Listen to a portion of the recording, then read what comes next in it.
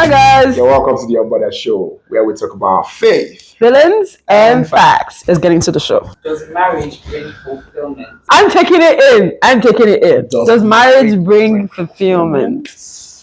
Hi. So my answer is yes and no. And this is why, because as a young person, I have friends. I'm also someone that is very observant and have mentors who are married. And what I will say for some of them is marriage has brought a certain fulfillment to them, in the sense that it has given them a life partner to do this long life journey with, and who has been very supportive, who has been very present with children who they love, who they've seen grow, who they've seen become. Marriage brings that fulfillment where you can literally see yourself birthing. Like, there's a renewal of self, there's a birthing of children, there's a growing in the marriage, there's a becoming. So marriage does give a fulfillment, right? And no will be that don't look to marriage as the superficial thing that will fulfill you or just make you complete. Because the first things first is, if you're not complete before you get into marriage, you will struggle a lot, right? Because what you're doing is that you're gonna put a lot of burden on your partner to come in and do something that you were meant to have done before you got into marriage, and become somebody that only God can become for you. Because the truth is, at the center of one's life, belief and faith holds you together. And that's for Christians, right? Speaking to Christians, God is supposed to be your center. God is supposed to be what fulfills you in total. God is supposed to be what makes up your identity and makes you whole. And then when you get into marriage as a complete individual with self-knowledge, self-acknowledgement, you've grown, then you come into partnership with whoever your husband is or whoever your wife is. And then you both can have a fulfilling marriage, because coming together as partners, you will birth things together, you will grow together, you will become together. Who you were on the first day of your I-do's will not be the same person that will come out in the marriage after 20 years, after 10 years. Because what marriage does for you is to help you become a better person, a better partner, a better individual. So what do you say? I think I'm starting to learn that marriage is a pruning. And just preparing my mind that getting into marriage with the person that I am happy to do life with, that alone can bring fulfillment at time. Yeah. Oh, I think this is everything I have thought about. Especially when you know that there's this strong feeling that I made a right decision. Some people will say, but the future, things might change. I say, we leave that to God. Yeah. I said that you're entering marriage knowing fully well that your heart might be pierced. So, but when you know that you guys have both done a certain level of self-awareness at work on yourselves, and you know that getting in, you guys sort of have done that individual work, and coming in is now time to do the work of working together. So marriage can be fulfilling, because I tell people, I say I'm changing my mindset from the conversation of falling in love to walking in love. And I know that when two people walk in love, they will be fulfilled in a lot of things, because they are going on a journey together. I've made some certain kind of mistakes in the past when I get into relationships, and if I had gotten into marriages that way, coming to know what I know now, I know I would make mistakes. Because you were falling. I was falling. I was like, and it's not even about I don't follow. me. Oh, that's not what it was. It was me. So I know that, like you said, you also have to do your individualistic work. Yeah, you're gonna do very, that very work. important.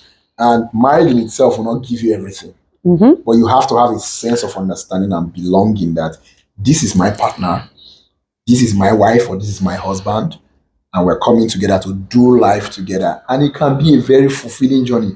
Somebody said one day to me, I said, Chike, do you know how tiring it can be, how hard it can be when you come back from stressful Lagos and you're coming to an empty house? You just want that feeling of someone to soothe you, someone to console you and say, how was your day? I think everybody gets to that point. Thank you very much. Like everybody gets and to it that dawned on point me that, Chike, that's your story. like everybody gets to that You come point. back some days, traffic, and you get home and Some days it's just your male friends that my male friend that's in my house. I'm like, And you're like, no, go. Oh, I no, want not to you. see a soft face. Oh no, not you. Chike, when are you gonna do this? We need softness welcoming you. So yes, I believe that when you're able to do life with somebody that two of you sort of have done, and there's a relationship with God, Right. it makes it gang, but it will not take all the, or that you guys are working together. It brings fulfillment. When even in difficult conversations, there's an alignment. Somebody might be hot-headed. There's another person who might always be ready to let me be together, or the lady that suits the situation. Both working together to make it work. It brings fulfillment. Like I totally agree. I've seen so many women. My mentor is someone that tomorrow I look to her marriage because she feels very fulfilled. She talks about her husband as if they just got married yesterday and they're probably married for like 25 years. Right? So yes, definitely marriage brings fulfillment. What is this fulfillment we're even talking about? How does one realize that they are fulfilled? When it comes to the conversation of fulfillment, what fulfillment really looks like. Let me come from a context first of when I'm fulfilled. When I achieve, I set a task on a goal, and I know I want to do, and I'm able to achieve at least 70 to 80% of that. I feel very fulfilled. Yeah. And I believe that fulfillment is fulfillment in any way. But in the case of marriage, in speaking to mentors and people who are even mentoring me in these conversations, when I hear certain things that they say, and like you said, your mentor, I know that there's a conviction that they have gone through the thick and thin, or the sharp-edged sword, as you want to call it. They've sharpened each other. Someone used one word one day. I said, sometimes your partner will sharpen your edges. I was like, You can't wait to be sharpened. Like, I can't wait to be sharpened. That is deep.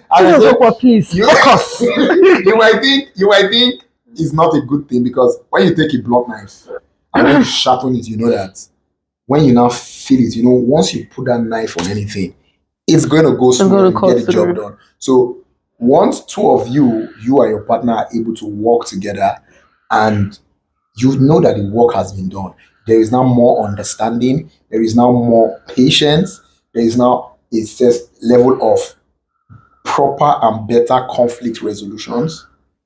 I mean, when you think of those things, that when there's one thing that wants to cause problem, yeah, like I think come together and curb it. Curb it together. Yes, it reminds me of the tweet that I don't know if you saw this tweet where someone had asked the question, and it was very somehow that it wasn't asked the question, but it was quite nice.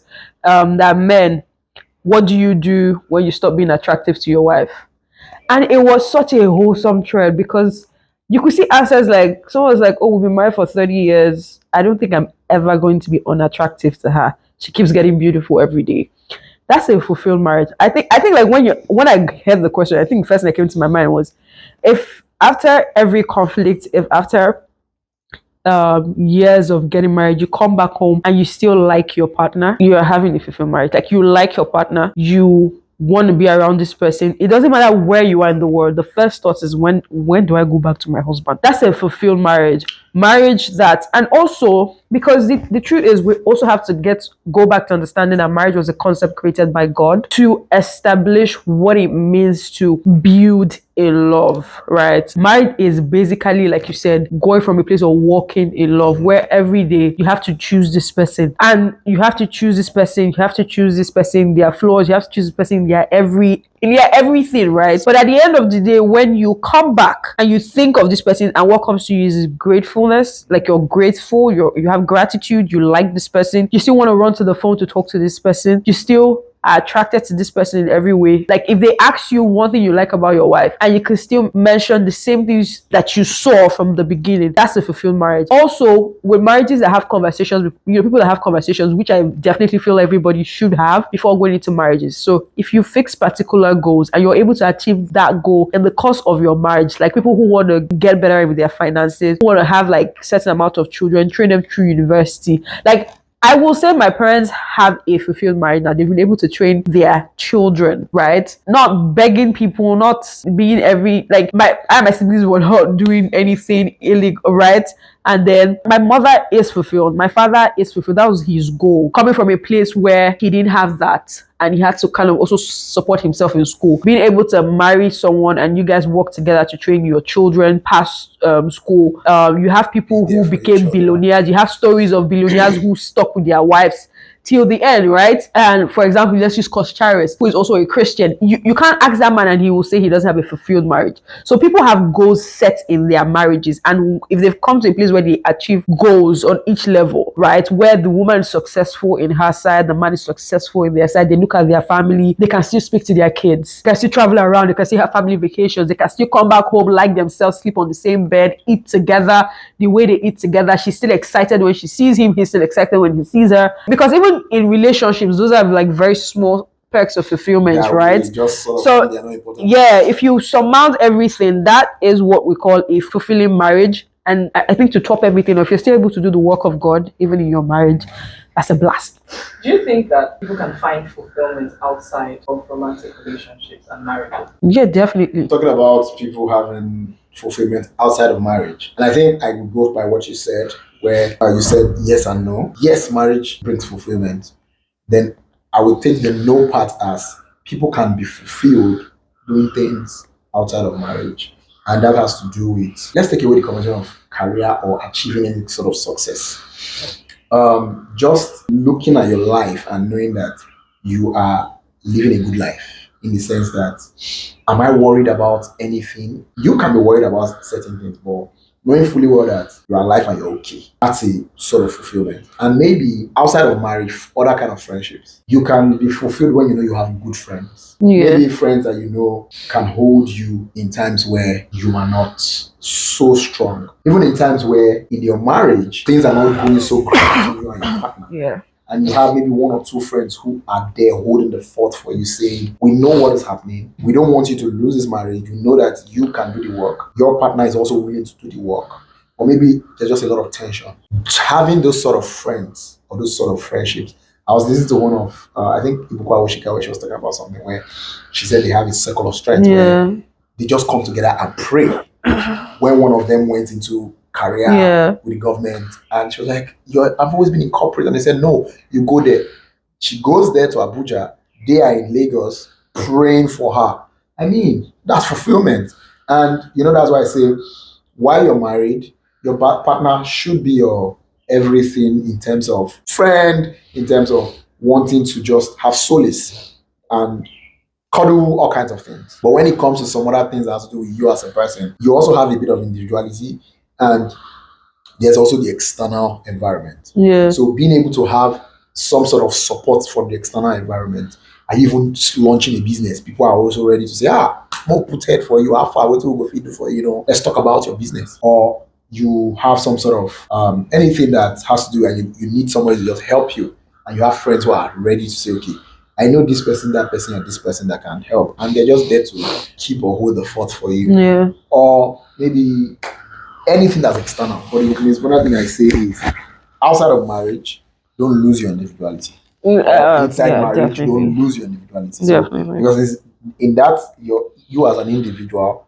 there are other external things that still makes up your life or any other thing, and you can also get fulfillment from there too. So yes, that's part of it. But I think that for me, I want to start with definition of fulfillment. And I think there's a concept that people have when you speak about fulfillment, right? And this is taking it way away from marriage, right? Because marriage is its own term. And I think that when people begin to ask the question of can you be fulfilled in marriage, it's just coming from a long-standing issues or they've seen or they've observed, and like we had talked about bad marriage PR, right? What I will say is there's something called the life goal charter, where there are different goals. There's a relational goal, there's a career goal, there's the health goal, there's the emotional goal, there's the friendship goals. All of these different goals help you understand your level of fulfillment in life. For example, your health? Are you doing okay? Do you know if there's a certain sign in your body? Can you tell? Do you work out? Are you fit? Fitness is not in, oh, I'm slim. No, like, are you fit? Are you able to do things? Do you eat well? Do you sleep well? Do you rest well? Because do you sleep well, especially because people don't understand that sleep is a very integral important part of well-being. There's the emotional place, right? Are you healed? Whatever trauma it is, did you work on yourself to get healed? Did you go with God?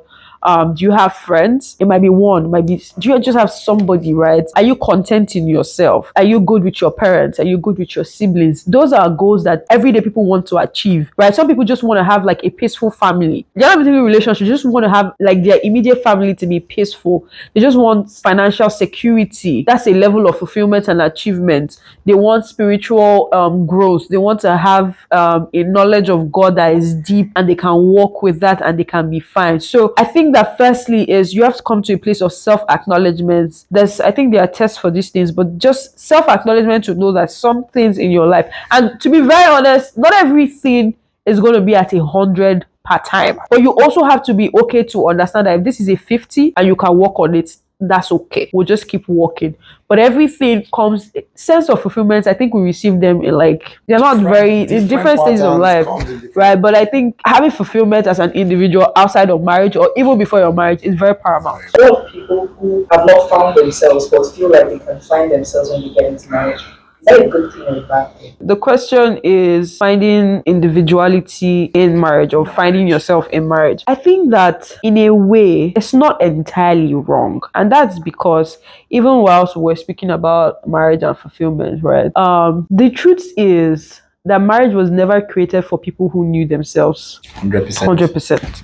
That's why you keep hearing, oh, we're not perfect in marriage, and when you get into marriage, you walk on and on, right? And if we're not so much in a society right now where selfishness, covetousness is the rule of the day, people should be okay going into marriage knowing that, oh, this is just what I know about myself, but I'm marrying someone who is. And I'll give an example. I know we like to talk about it, but like, I don't think in the case of Mary and Joseph, there was so much of I know myself truly. At all. Because that woman didn't know that the Holy Spirit was going to come and give her a laugh. At all. She just saw herself in this situation. And she no fit talk no. Because of course. And Joseph himself then show her for dreams saying, my brother, you go enter this thing, no problem, we go take care of the two of you. Do you understand? So I don't think that they both knew themselves completely. This whole thing that we obsess about knowing, the reason why there's kind of like an obsession about knowing yourself, knowing who you are, knowing this, knowing that, knowing the kind of man that you want, is because right now we live in a world that is selfish, that is brutal, and very covetous. People are ready to use your senselessness. People are ready to, like, your one weakness, somebody is ready to exploit it. So just not to give that advantage to anybody, it's better to do the self-work of knowing who you are and knowing what you stand for, knowing your values. But I think that one of the basic things everybody should know about themselves is their values. You should know that because your values help you pick whoever it is you want to end up with, right? Your values help you pick the kind of friends you want, the kind of life that you want to live. Your values help you make major decisions about yourself in your life, right? Your values make you know that you can't do this kind of job, right? So that is the basic. That's the basic. You don't need to know yourself fully before you get into marriage, to be very honest. I mean, I think I totally agree with you. You don't completely do every work on yourself even before marriage. Like, you can never even know what's gonna happen if you have an autistic child tomorrow. You don't even know how you're gonna be. And I think it's very important for partners too. That's where grace comes in. And also, sometimes there's this part of us where people also be, like you said, because selfishness, people are scared, trauma and all of that. Getting into marriage at that time when they didn't even know that there were certain things that they needed to even, certain level of work they needed to do on themselves. And when you get into that kind of situation, you as the partner who is faced with that kind of person, how are you able to, okay, I think there's something here, and be more patient. Patience is not very, very easy to come by. That's exactly why. Yes. I know that like when you talk about scriptures, people just be like, what about this scripture? Every time about bringing God. But the thing is, the wisdom of God is very innumerable. There's a reason why the Bible says to seek for fruits. And then like you say, patience, long suffering, kindness, right? That's the only thing that can help you. Because you guy, it just you heard of men. There's a research that shows that when men are sick in the hospital, their wives are there, their children are there. But half the time when women are sick, sometimes you don't even find the men. It's the children you say because the men don't even know how to deal with anything. There's a story about a man whose wife got pregnant and then she just, you know what pregnancy does to women sometimes. Literally swollen faces. He couldn't deal. He left. If you had asked that man when he proposed on his wedding day, he would have sworn with his life that he would die for her. That he will be with her till the end. Eternity. He did not know when he moved. Baba got pick epic race. I mean, that's not what. That's even knowing that I say this word. I say you will marry your partner at least 4 times. As a man, first of all, you marry your wife like 4 times in her life. When I first of all learned that, I'm like, why? I marry one person, you marry one. So why am I marrying her 4 times? But when I did deeper understanding, deeper research into that, I realized that you marry her as the very hot baby girl, looking all attractive when you first found her. And it gets to the point where you guys are now married. Then it gets to the point where children begins to come. You put in the seed, but she carries the baby or the children. Be ready to know that a time is coming. This perfectly looking woman right now, might baby in her, might first of all change some side. Might I add that men should know that whatever women go through during pregnancy is as a result of how healthy a man's sperm is. So in case your wife actually looks a certain kind of way or starts to have a certain kind of thing when she's married or when she's pregnant, your sperm is maybe Zara, not healthy. We're not doctors, please. Maybe. No, we're not doctors, but yeah, do research. I read about that recently and it terrified me. So anyway, It's healthy, guys. Going back to the so you have to know that there's a phase where your wife is pregnant. There's even the phase where taking care of children, and I can tell you for a fact that taking care of children a lot of times take more toll on the women than the men. Yeah. I know that because why? The baby is more connected to the woman. She breastfeeds, she does all the taking care of everything. Children are naturally drawn to their mothers. So you have to be intentional as a father to be able to take the child a lot of times from the woman and build a relationship so that when your wife needs to rest, you can take on the duty and the baby is fine and not needing the other. Babies are very sensitive. They know when it's their true. When a nurse once told me that a baby knows when it's the mother that's carrying the baby and when it's the father. And that's why sometimes some children naturally, the moment the mother carry them, they are looking for this. I'm like, so yes, they know the feeling. So when you carry them as the father, they know it is you. They may not have the sense, but they know it's different. So you have to intentionally build. So you're marrying her then. Then when the children start to grow, there's that time where the woman sometimes can be really very into my children this because women tend to tilt to the emotional side a lot when it comes to children. So you will still have to marry her at that time again. Then the person now talked about when the children are no more there to disturb. This time the woman might even just be craving your attention now because that attention she used to give to the children before, there's nobody to give it to. So it's you she wants to give it to. Now she has your time and she has you to her there. So are you also now, have you been putting the work to follow her at every phase? And at every phase comes the level of work. And in reverse, I also say that men too, there's a time where you're marrying a man, you guys are just still doing all the things. There's a time where the man has come into the sense of, I am my father, as the leader of the home, I'm no more only leading my wife. I have children that they need to see me because the children see it, what you, the father and the mother do, or what you are doing. That's what the children first of all in the formative years see. So your wife also is going to marry you at that time. This man is trying to also now be a husband and a father. And I say, okay, meaning that it can sound scary, but I think when people are ready to take baby steps into all of these things, as they get into those phase, have those conversations and begin to know, it helps a lot. It helps a lot. So take baby step, guys. Take baby step as you make babies. take baby steps, actually make babies. Don't leave me alone. All right, guys. It was nice having this episode and having this fun chat with you. Again, this is Unbothered. Even though this chair is bothering me. So, guys, it was nice having you guys on the show. Remember to click the subscribe button. Remember to comment, to share. I want to hear your opinions on the conversation, and also follow us on our socials at the Unbothered Show. See you when we see you. Bye.